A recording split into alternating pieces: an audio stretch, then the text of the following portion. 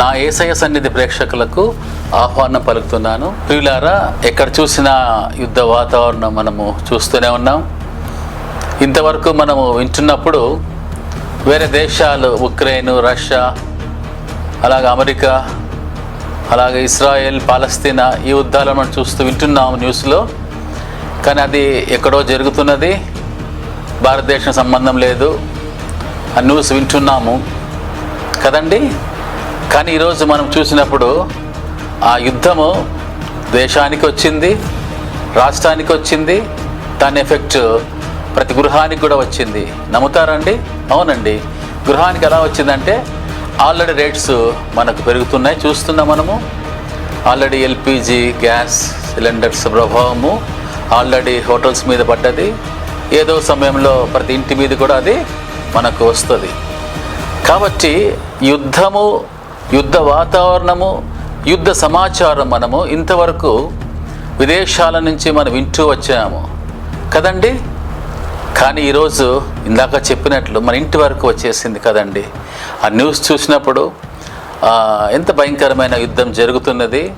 ఆ యుద్ధం యొక్క ఎఫెక్ట్ ఆల్మోస్ట్ ఆల్ మన ఏషియా కంట్రీస్ అన్నిటికీ ఎఫెక్ట్ వచ్చింది. ఆయిల్ ముఖ్యంగా ఇరాన్, అక్కడి నుండి రావాలి ఆయిల్స్, కువైట్ నుంచి, దుబాయ్ నుంచి, ఓమన్ నుంచి రావాల్సిన గ్యాస్ సంబంధించిన ట్యాంకర్స్ అన్నీ ఆపేశారు. కాబట్టి మనకు రాలేకపోతున్నాయి. కానీ రాబోయే రోజుల్లో ఎలా ఉంటుందో మనకు అర్థం కాదు. ఎందుకు ఇలా చెప్తున్నానంటే, నేను చిన్నప్పుడు దేవుని రాకడ సమీపంగా ఉంది అంటున్నప్పుడు మనము వింటున్నాం, కానీ అది ఈరోజు ఎఫెక్టివ్గా చూస్తున్నామండి. నిజమే, యుద్ధ వాతావరణం చూసినప్పుడు రెండవ రాకడలో మనకు సూచనలు మనం చూస్తున్నాము, వింటున్నామన్నప్పుడు యుద్ధాలు జరుగుతాయి. రాజ్యం మీదకి రాజ్యాలు యుద్ధాల్లో ఉంటున్నారు, ప్రజల మీదకి ప్రజలు వెళ్తున్నారు. అలాగే ఎంతో అభివృద్ధిని చూస్తామంటున్నారు. నిజమండి, ఈ మూడు జరుగుతున్నాయి. ముఖ్యంగా ప్రేమ చల్లారుతుంది అంటే అది మరి వింటున్నామండి. ప్రేమలు చల్లారినాయి. అది మీరు నమ్మినా నమ్మకపోయినా అది బాగా మన జీవితాల్లో, మన కుటుంబాలలో, మన స్నేహితుల వ్యవస్థలో మనం చూస్తున్నాం. ప్రేమలు చల్లారాయి. ఇవన్నీ సూచనలే. మనము వీటిని గురించి మనం ఎంతైనా జాగ్రత్త కలిగి ఉండాలి. మా తాతలు, మా తండ్రులు ఆ యుద్ధాన్ని చూశారు, విన్నారని వింటున్నాం. మొదటి ప్రపంచ యుద్ధము, రెండవ ప్రపంచ యుద్ధం తర్వాత దాదాపుగా 2026 సంవత్సరం మరి ఈ ప్రపంచ యుద్ధానికి మనము నాంది పలుకుతున్నదని మనము సూచనలు చూస్తున్నామండి. కాబట్టి ఇక్కడ నేను చెప్పదలిచింది ఏంటంటే, మనము జాగ్రత్త పడుతున్నామా? విశ్వాసులైన మనము జాగ్రత్త పడుతున్నామా? మన జీవితాలను ఇంకా అలాగే ఉంటున్నామా? సంతోషాలతో, ఈ లోక సంతోషాలతో జీవిస్తున్నామా? విశ్వాస జీవితానికి ఒక నిర్దిష్టమైన నిరీక్షణ మనకుంది కదండి. ఆ నిరీక్షణ గురించి మనము ఎదురు చూడాలి. ఆ నిరీక్షణ అంటే ఆ పరలోకం గురించి మనము ఎదురు చూడాలి. పరలోకం ఒట్టిగానే వచ్చేస్తుందండి? కాదు కదా. దానికి మనము సంసిద్ధంగా ఉండాలి. ఆ సంసిద్ధత మనకుందా లేదా మనం చూసుకోవాలి. అయిపోయింది, రోజులు అయిపోయినాయి, మనం ఓకే, ఇట్స్ ఆల్ రైట్, ఆ రోజులు గతించిపోయినాయి, మనం ఏమి చేయలేము.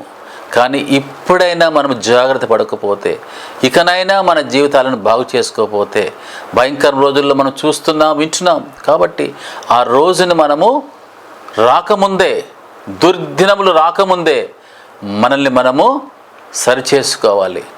కాబట్టి ఈరోజు ఒక వాక్యం ద్వారా మనం ముందుకెళ్దామండి.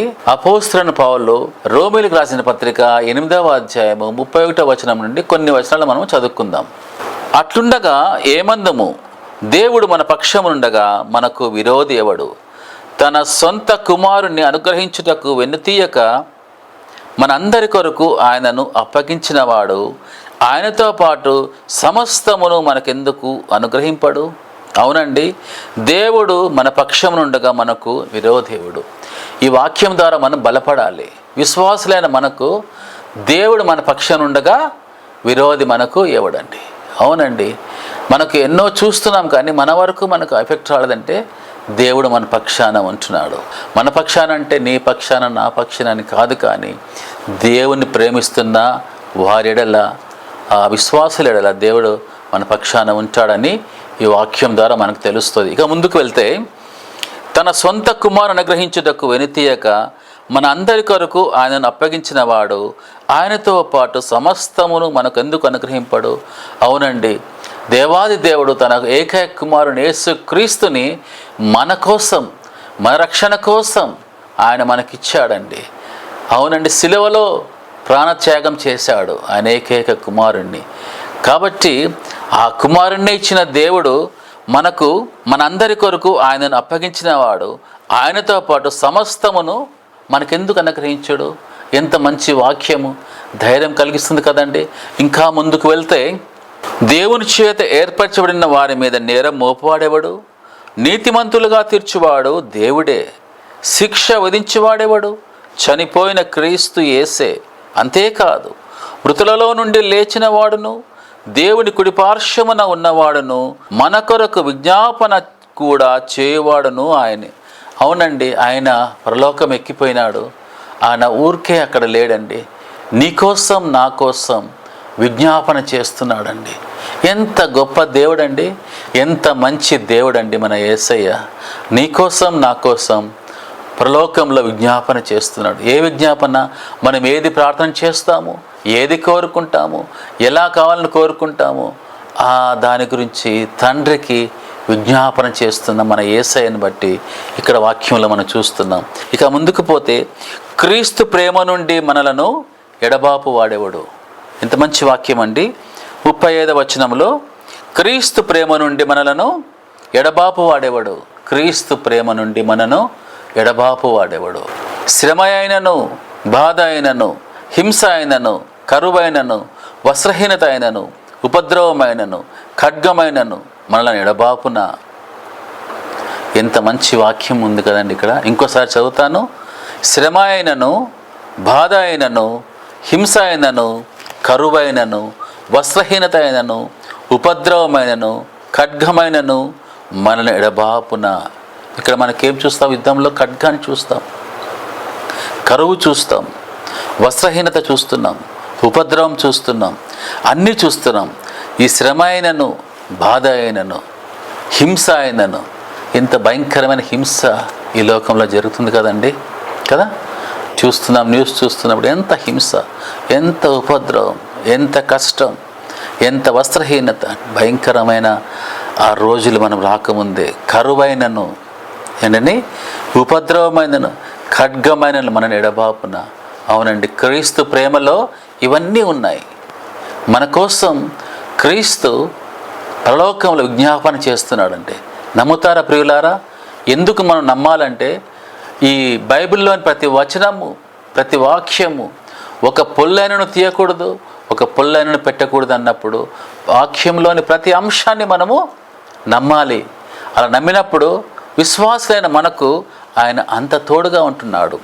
క్రీస్తు ప్రేమ నుండి మనలను ఎడబాపు వాడేవాడు. ఎవరికి ఆ క్రీస్తు ప్రేమ ఉంటుంది ఇక్కడ మనం గ్రహించాలండి. ఆయన ఎడల మనము భయభక్తులు కలిగి ఉండాలి, ప్రేమ చూపించాలి. అప్పుడు మనకు ఇవన్నీ మనకు వస్తాయి. ఉపద్రవం వల్ల మనం ఉంటున్నాం, శ్రమలో మనం ఉంటున్నాం, ఖడ్గములో మనం ఉంటున్నాం. ఏది ఏమవుతుందో మనకు అర్థం కాదు. ఇంకా న్యూస్ వస్తున్నది. ఈరోజు చూస్తే ఇంటర్నెట్ చూసినప్పుడు మన ప్రతి ఒక్క ట్రాన్సాక్షన్ కూడా మనకు సెల్ ఫోన్లో మనం చూస్తున్నాం కదండి. ట్రాన్సాక్షన్ అంతా సెల్ ఫోన్లే. డబ్బు ఇవ్వడము, ఇచ్చి పుచ్చుకోవడం అన్నీ ఆన్లైనే. ఏది కూడా బ్యాంకుకి వెళ్ళాలి, షాపుకి డబ్బులు ఇచ్చినా కూడా చాలా చోట్ల డబ్బు తీసుకోవడం లేదు, ఆన్లైన్లో చేయమంటున్నారు. ఇంక్లూడింగ్ వెజిటబుల్ షాప్లో కూరగాయలు అమ్మేవాడు కూడా ఆన్లైన్ మిషన్ పెట్టుకుంటున్నాడు, క్యూఆర్ కోడ్ పెట్టుకొని అక్కడ తీస్తున్నాడు. అంటే డబ్బులు మనం చూడడం లేదు, అన్నీ ఆన్లైన్లో మనము ట్రాన్సాక్షన్ చేస్తున్నాం. ఒక్కసారి ఆలోచించండి, ఇంటర్నెట్ అనేది ఆగిపోతే ట్రాన్సాక్షన్ చేయలేము. ట్రాన్సాక్షన్ చేయకపోతే వస్తువులు రావు, ఆహారం రాదు, వస్తువులు రాదు, ఏది రాదు, పెట్రోల్ రాదు, ఆగిపోతుంది. ఒకసారి మనం వింటున్నాం కదా, అండర్ వాటర్లో ఉన్నటువంటి ఇంటర్నెట్ను ఇరాన్ కానీ ఇతర దేశాలు కానీ పగలగొట్టడానికి, దాన్ని ధ్వంసం చేయడానికి ఆలోచిస్తున్నారు. ఒకసారి అది జరిగితే ఆ ఉపద్రవం మనకు వస్తుంది. ఈరోజు వరకు ఆ ఉపద్రవం మనకు రాలేదు, శ్రమ రాలేదు, ఉపద్రవం రాలేదు. వచ్చే రోజులు మన దగ్గరలో ఉంటున్నాయి. జాగ్రత్త వహించాలి. జాగ్రత్త వహించాలి. నా ప్రియుడా, జాగ్రత్త వహించండి. ఎందుకంటే ఆ రోజులు మనకు రాకముందే, దుర్దినములు రాకముందే మనము జాగ్రత్త పడదాం. అవునండి, ఈరోజు మనం ఎక్కడ చూసిన టీవీలో వాక్యం వింటున్నాం, సంతోషమే. ఇంతకాలం మనం కృపాకాలంలో ఉంటున్నాం. భారతదేశము అనేది ముఖ్యంగా సౌత్ ఇండియాలో మనం కృపాకాలంలో ఉంటున్నాం. ఆ కృపాకాలంలోనే నిన్ను నువ్వు రక్షించుకో, ఇతరులను రక్షించు. దేవుడు వచ్చారు, అతి దగ్గరలో ఉందని మనము వీటన్నిటిని మనం గ్రహించాలండి. కాబట్టి నా ప్రియులారా, ఇవన్నిటిని ఆలోచించుకున్నప్పుడు మన జీవితాలను సరిచేసుకుందాం. ఇంకా మనం దేవుని దగ్గరికి రాలేదా, ఇంకా యేసయ్య దగ్గరికి రాలేదా, మనలో ఏమి లోపం ఉంది, ఎక్కడ మనల్ని ఆపుతుంది, ఏ క్యారెక్టర్ మనల్ని ఆపుతుంది, ఎక్కడ మనము దేవుని దగ్గర రాలేకుండా పోతున్నాం. ఆయన పోలిన వారుగా ఉంటున్నాం కానీ ఆయన స్వభావాన్ని మనం తీసుకుంటున్నామా? దేవుడు అదే అంటాడు, నన్ను పోలి నడుచుకోమంటే అర్థమైందండి, ఆయన స్వభావాన్ని తీసుకోవాలి. తీసుకున్నప్పుడే దేవుడు మనలా శ్రద్ధ చూపుతాడు, ప్రేమిస్తాడు. కాబట్టి ప్రియులారా, యుద్ధ సమయంలో మనం ఉంటున్నాము. అది మన ఇంటికి వచ్చేసింది యుద్ధం కదండి. మనం బహు జాగ్రత్తగా ఉందాం. మనలను, మన పిల్లలను కూడా మనము జాగ్రత్తగా ఉందామండి. లోకము బహు భయంకరంగా ఉన్నది, అది అందరికీ తెలుసు. ఇక్కడున్న ప్రతి ఒక్క యువకునికి తెలుసు, ప్రతి యువతికి తెలుసు, ప్రతి ఒక్క భర్తకు తెలుసు, ప్రతి ఒక్క భార్యకు తెలుసు ఎంత భయంకరంగా ఉన్నదో.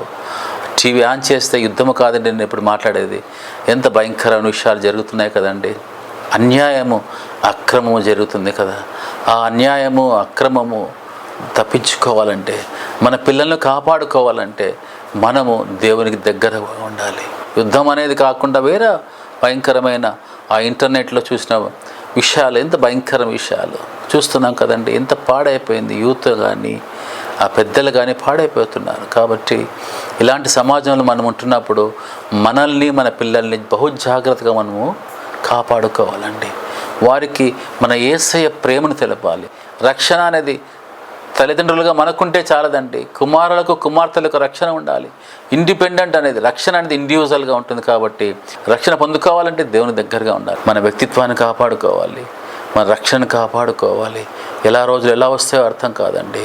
ఎత్తపడే గుంపులో మనం ఉంటున్నామా? ఎందుకంటే రెండవ రాకడకు ముందే మనకు ఒక ర్యాప్చర్ ఉంటుంది. ఆ ర్యాప్చర్లో మనము సిద్ధపాటుగా ఉంటున్నామా అనే విషయం కూడా నేను ప్రతి వాక్యంలో నేను చెప్తాను. ఇప్పుడు కూడా చెప్పే ముగిస్తానండి. ఆ ర్యాప్చర్లో మనం ఉంటున్నామా? ఆ ర్యాప్చర్లో ఉండడానికి మనము శ్రద్ధ కలిగి ఉండాలండి, సిద్ధపాటు కలిగి ఉండాలి. అప్పుడే మనము మన జీవితాలను మనము యేసయ్యకు అప్పగించిన వారముగా ఉంటాము. దేవునికే స్తోత్రము కలుగునుగాక. చిన్న ప్రార్థన చేస్తానండి. ప్రేమగల మా తండ్రి, పరలోకపు మా రక్షక, మీకే స్తోత్రాలు చెల్లిస్తున్నాం ప్రభువా. యుద్ధాలు చూస్తున్నాం, భయంకరమైన రోజులు చూస్తున్నాం ప్రభా. నాయన, ఆ యుద్ధము నాయన దేశానికి వచ్చింది, మా రాష్ట్రానికి వచ్చింది, మా ఇంటికి వచ్చింది ప్రభా. మేము ఆల్రెడీ అనుభవిస్తున్నాం ప్రభా. ఇంకా అనుభవించకముందే, భయంకర రోజు రాకముందే, దుర్దినాలు రాకముందే నాయన మిమ్మల్ని జ్ఞాపకం చేసుకుంటున్నాం ప్రభా. మమ్మల్ని, మా కుటుంబాలను కాపాడండి ప్రభా, రక్షించండి ప్రభా. అన్ని విధాలా మాకు రక్షణ కలిగించమని ప్రార్థిస్తున్నాం ప్రభా. అవును ప్రభా, నాయన యుద్ధం ఆపండి ప్రభా, యుద్ధాలను ఆపండి ప్రభా, యుద్ధాలను ఆపండి ప్రభా. తిరిగి శాంతి సమాధానాలు ఈ లోకంలోకి తీసుకురామని ప్రార్థిస్తున్నాం ప్రభా. సంతోషము, సమాధానం కలగాలి ప్రభా. ఈ వాక్యం విన్నటువంటి ప్రతి ఒక్కరిని బట్టి ప్రార్థిస్తున్నాం ప్రభా. వారి జీవితాల్లో ఏదైనా కొదువై ఉంటే ఆ కొదువైన జీవితాన్ని ఇచ్చిన సమృద్ధి దయచేయమని ప్రార్థిస్తున్నాం. ఎవరైతే అనారోగ్యంగా ఉంటున్నారో వారికి ఆరోగ్యం దయచేయమని ప్రార్థిస్తున్నాం. ఎవరైతే బాధలో ఉంటున్నారో వారికి బాధ విముక్తిని కలిగించమని ప్రార్థిస్తున్నాం. వారి జీవితాల్లో సంతోషము, సమాధానము కలిగించమని ప్రార్థిస్తూ ఈ మనవులన్నీ అతి వినయంగా బ్రతిమలాడి యేసు నామమున పేరిట వేడుకుంటున్నాము తండ్రి, ఆమేన్. ప్రియులారా, ఈ వాక్యం మీకు నచ్చినట్లయితే దయచేసి సబ్స్క్రైబ్ చేసుకోండి, లైక్ చేయండి, అలాగే షేర్ చేయండి. Thank you.